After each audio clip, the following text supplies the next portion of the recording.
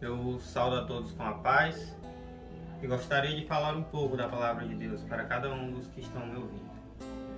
Gostaria de convidar os irmãos a abrir a Bíblia no livro do apóstolo João, capítulo 20, verso 27, que diz assim: E logo disse a Tomé: Põe aqui o dedo e vê as minhas mãos.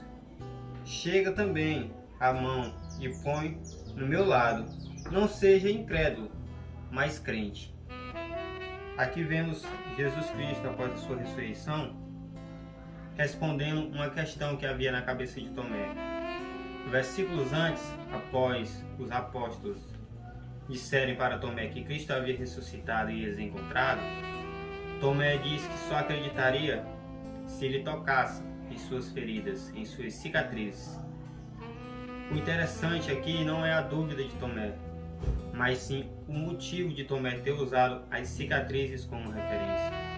Pois Tomé sabia que as cicatrizes que Cristo guardava em suas mãos e em seu corpo, nenhum homem no mundo poderia ter igual.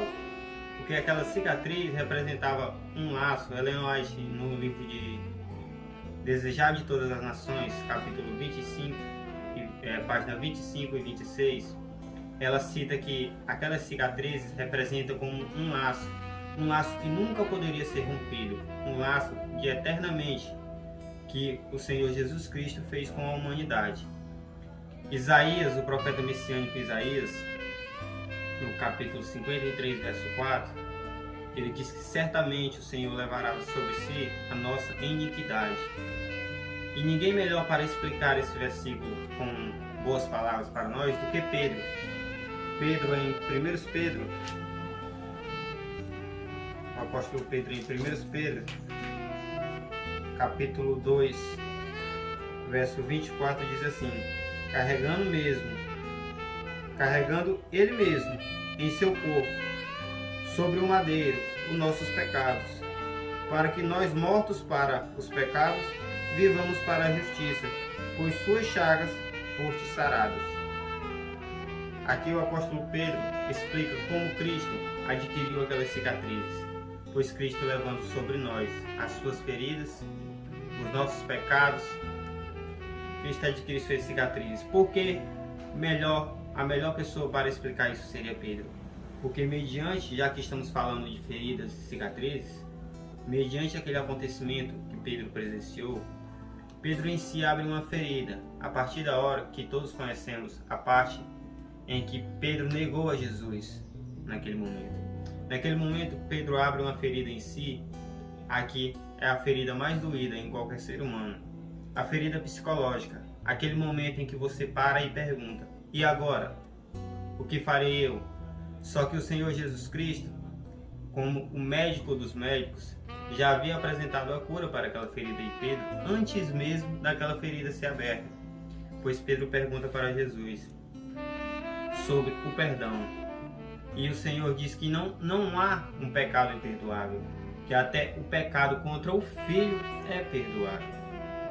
Naquele momento Pedro descobre que a preocupação dele com sua ferida era em vão, pois ele seguia o dono do perdão. Então, em si, Pedro cicatriza uma ferida.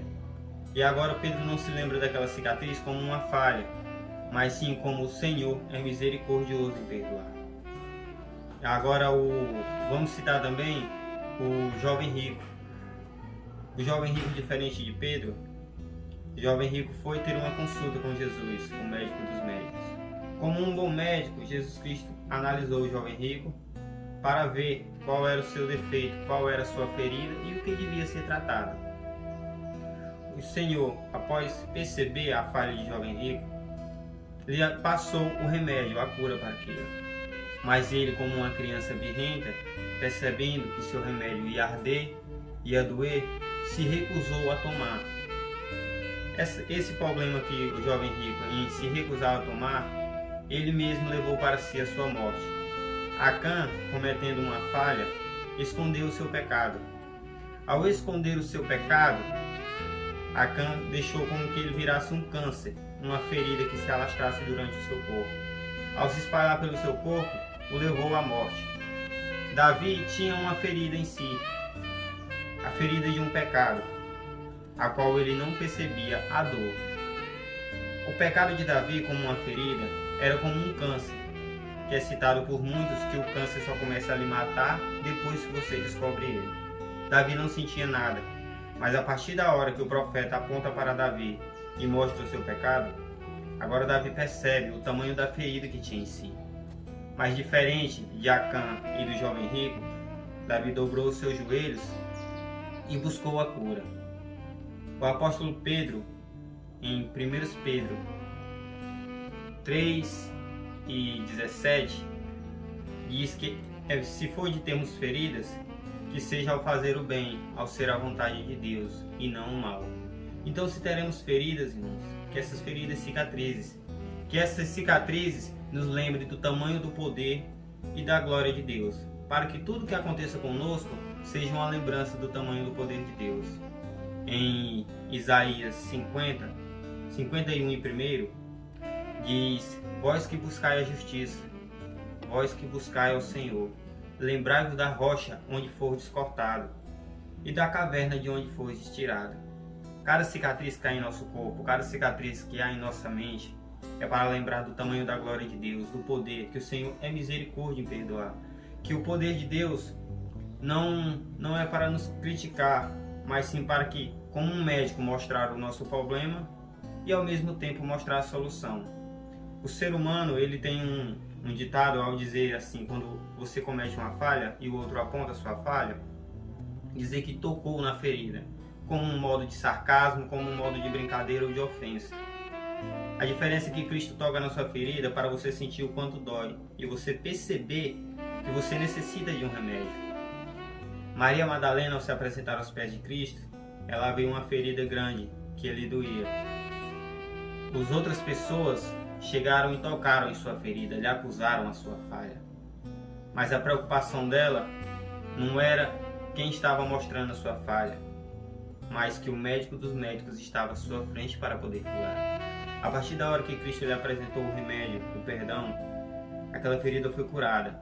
A partir da hora que aquela ferida foi curada, Maria Madalena não buscou mais modo de se machucar.